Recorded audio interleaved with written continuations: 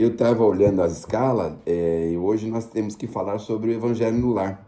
É a última escala, né? Que acho que até o dia 21, para nós não vai chegar no dia 21, mas é o Evangelho no Lar. É isso que nós vamos falar um pouquinho. E vou juntar um pouquinho com o Natal para a gente poder, porque o Natal, no fundo, é um Evangelho no Lar, né? Vocês já pensaram nisso? Algumas famílias se reúnem uma vez por ano para em torno de uma mesa, que em tese seria o ideal fazer todas as semanas. É certo que é uma mesa de alimento, alguns sentam um pouquinho, conversam um pouquinho, mas no fundo é um evangelho no lar. Vocês já pensaram que a gente sentar em família, não é? Conversar um pouquinho, saber como está o outro, o que aconteceu com o outro, é uma espécie de evangelho no lar que a gente está fazendo no dia de Natal, não é? E é uma coisa bacana porque a gente vê uma mobilização. É certo que ainda as pessoas estão preocupadas, o que vai comer, o que vai beber, quem que vai trazer, o que vai ser, onde vai ser, mas no fundo é uma reunião de família que é o propósito do Evangelho no Lar, é a igreja dentro de casa, porque a gente comemora o aniversário justamente do causador do Evangelho no Lar, que é Jesus, não é mesmo? Então, o Natal, no fundo, é um Evangelho no Lar. E então nós vamos falar um pouquinho disso. E a importância de a gente fazer. O Chico tinha um termo que era interessante sobre o Evangelho no Lar, porque ele falava assim: se ainda é difícil a gente fazer um Evangelho como é, como se deve, não é? Com uma prece inicial, uma leiturinha do Evangelho, um comentário, uma prece final, uma pequena vibração, uma água para fluidificar. A gente pode se dispor a sentar na mesa com os filhos, com os familiares. Ele usava um termo que é interessante, falava sindicar. A gente pode sindicar os nossos filhos, saber como é que eles estão na escola, o que aconteceu naquela semana, se está tudo bem, se estão tendo alguma dificuldade, se está tendo algum problema, se está tendo alguma coisa, não é? Então eles podem sindicar o que está acontecendo com eles. Olha que interessante. E aí a gente vai conversando no sentido de progredir. Porque, por exemplo, a criança teve um problema na escola, né? Mas como é que você resolveu? Como é que seria o ideal resolver? O que falta para resolver? A gente vai, de uma certa forma, acertando a vidinha deles, dos nossos filhos. Mas quando é um casal, por exemplo, como é que foi a sua semana? O que aconteceu com você? Tá tudo bem? Foi no trabalho, aqui em casa? Tem algum problema na casa? Alguma coisa para arrumar, para consertar, para fazer? Quais os nossos compromissos da próxima semana? Quer dizer, aquela conversa em torno do desenvolvimento comum da casa, do casal, né? Então, quando chega a parte ideal, obviamente a gente pode falar do evangelho. Quando chega na hora certa, quando a gente percebe que as pessoas já estão com a cabeça aberta, já estão receptivas, aí a gente fala, vamos fazer uma prece. Aí a gente começa com uma prece. Então, terminamos o assunto, vamos se deitar, vamos fazer uma prece, né? Agradecer a Deus pela semana que nós tivemos, pela vida que nós estamos vivendo, pela oportunidade do nosso reencontro, pela nossa casa, por todas as bênçãos que a gente tem, todas as facilidades que, no fundo, nós somos merecedores. Mas a pessoa tem dinheiro, tem isso, tem aquilo. Mas se a gente for ver mesmo pelo certo, a maioria de nós não tem merecimento para ter tudo que nós temos, não é? Porque as coisas que nós já fizemos, os menosprezos que nós já tivemos, os excessos que nós já cometemos, seria de muito bom grado, de muito boa justiça, que nós estivéssemos vivendo, assim, alguns dramas que nós não estamos vivendo ainda, né? Que talvez nem venhamos a viver, por conta de compensações que a gente vai tendo ao longo da nossa vida. Então, a gente pode começa a prece, aí num dia próximo a gente pode, vamos fazer uma leiturinha do Evangelho que todo mundo recomenda, que pode ser o Novo Testamento, como pode ser o Evangelho segundo o Espiritismo. Se o pessoal é mais próximo do livro do Espiritismo, vamos abrir o Evangelho segundo o Espiritismo. Começamos abrindo ao caso, conversamos um pouquinho em torno daquilo. Mas eu não sei comentar. Eu ouvi uma coisa legal, acho que vocês já ouviram isso também. Quando a gente fala que não sabe comentar, a pessoa faz essa sugestão, fala assim, faz de conta que você está recebendo uma carta e você tem que contar essa carta que você está recebendo para as crianças que não sabem ler. Então, por exemplo, a sua tia está dizendo que ela vai vir aqui dia tal, que está com saudade de todo mundo. E, que mais que ela está falando? Está falando que ela vai trazer um negócio para sua mãe, que faz tempo que ela está para trazer, não traz, né? Então a gente lê aquela partezinha do Evangelho, e aí fala assim, mas Jesus está falando aqui que nós precisamos perdoar, que precisamos ter um pouquinho de amor com uns com os outros, que nós precisamos ter um pouquinho de paciência. Por que a gente não tem paciência em casa? Por que a gente é tão nervoso? Não, ele está falando isso.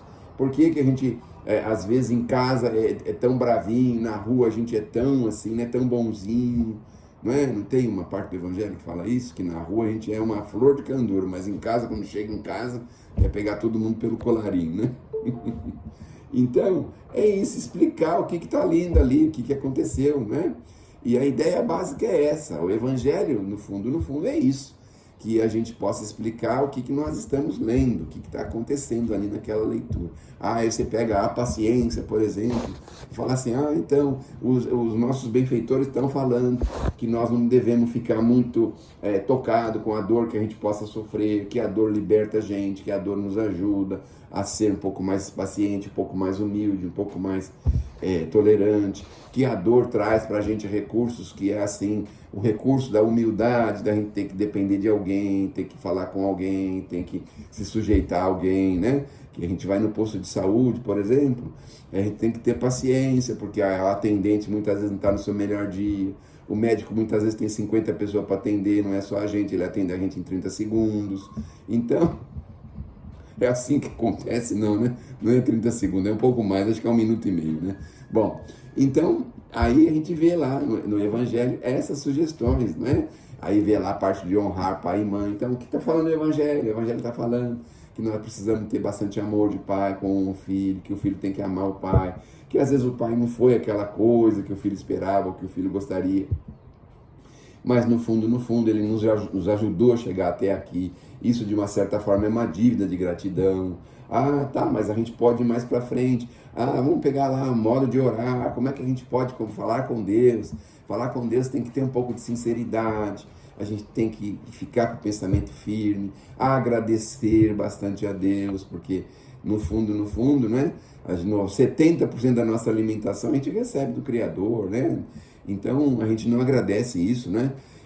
Quem tem bronquite é que agradece a Deus todos os dias por estar ligado à bomba de oxigênio no planeta, porque vocês já pensaram, mesmo com a bomba ligada, de vez em quando a gente não consegue respirar, não é? Então, agradecer pelo ar que a gente respira, que é 70% da nossa alimentação.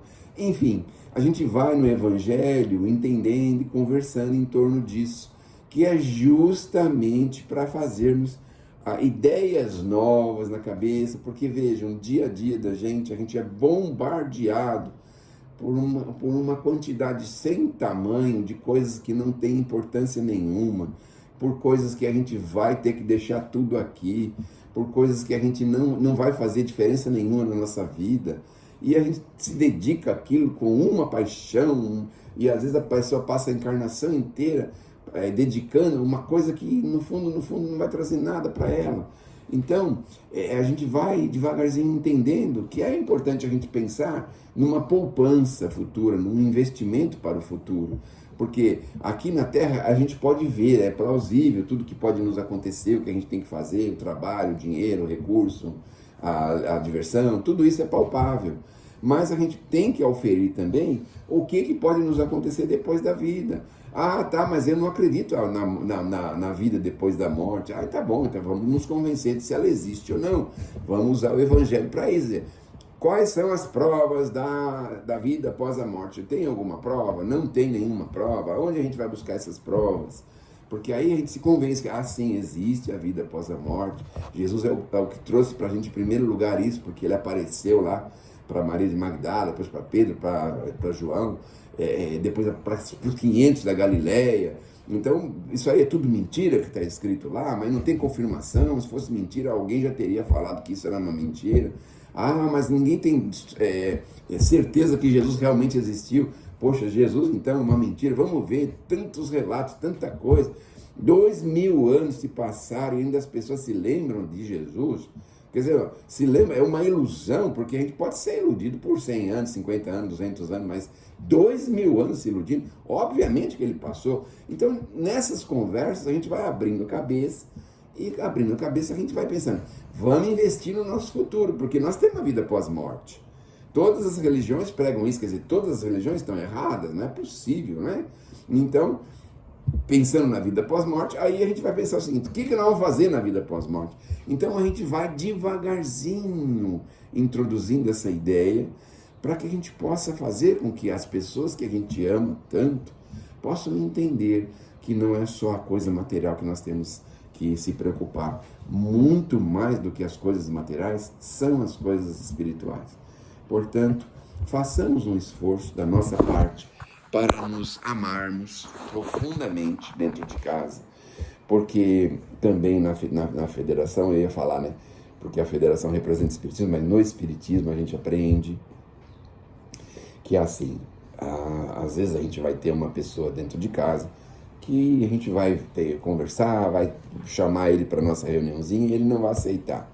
Que a gente também possa ter amor suficiente para entender que cada um está num determinado degrau de entendimento, de evolução, não tem problema nenhum, que a gente pode fazer essa reuniãozinha com Jesus sozinho, que a gente pode fazer ela assim, escondidinho dentro de uma casinha que a gente é obrigado a fechar, ou de um quarto, ou de algum lugar, que a gente pode fazer isso sem qualquer sentimento de menosprezo em absoluto das pessoas com a gente, que a gente possa aprender a amar como Jesus nos amou.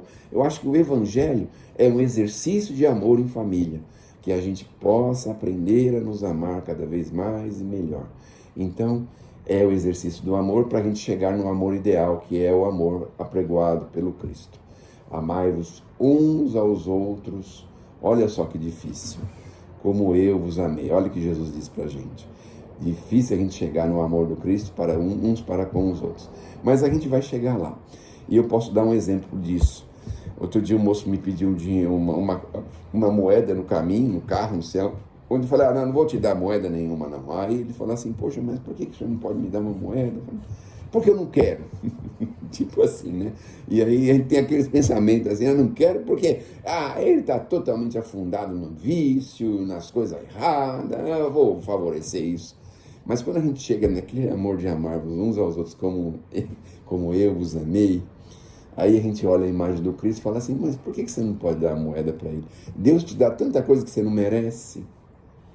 A gente merece tudo que a gente tem? Pensa bem, né? A gente merece, né, Sueli? A gente merece essa quantidade de dor que a gente tem? A gente não merece tudo isso, né, Sueli?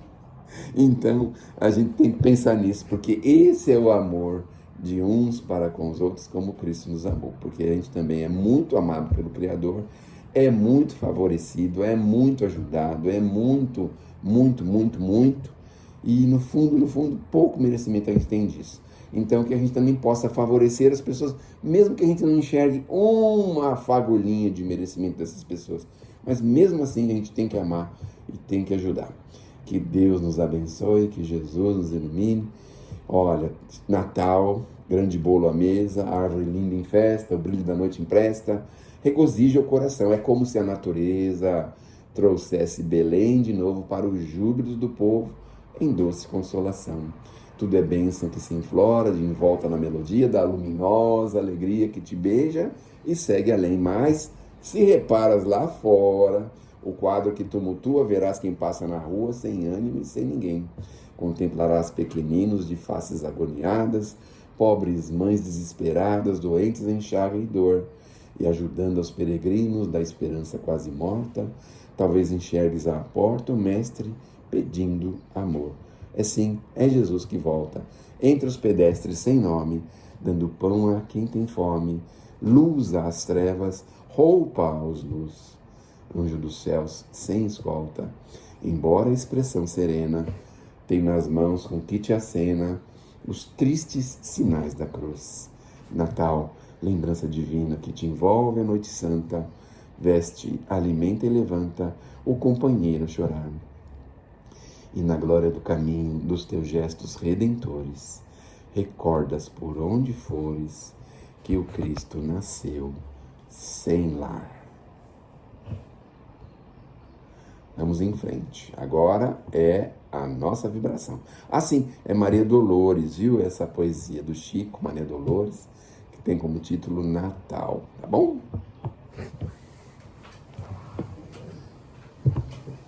Maravilhoso, Sérgio. Obrigada. Então, agora já fortalecidas como nós estamos, juntos vamos elevando o nosso pensamento, vamos abrindo o nosso coração, vibrações de amor, de